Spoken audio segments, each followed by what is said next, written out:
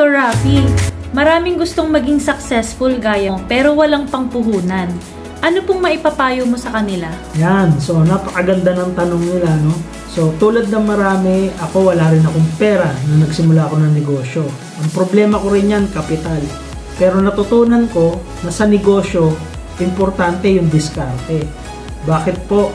Maraming Pilipino hindi pa nagninegosyo, nangungutang na.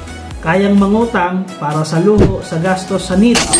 Pero konting Pilipino lang ang nakakaintindi na kinakailangan na mangutang or mag-loan para makapag-start ng business.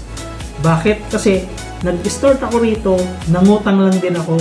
Ang importante kasi doon yung makapagsimula ako sa negosyo. And ang maganda rito sa negosyo natin is ang titignan mo kung ano yung babalik sa'yo.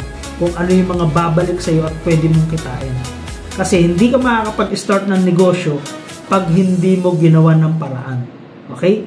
So, importante, para makapag-start ng business, hindi ho masama mag-loan or mangutang. Kasi napakaraming Pilipino na ngayon very successful. Dating mahirap dahil ginawa ng paraan, yung puhunan, nag-start, ngayon po very successful na rin.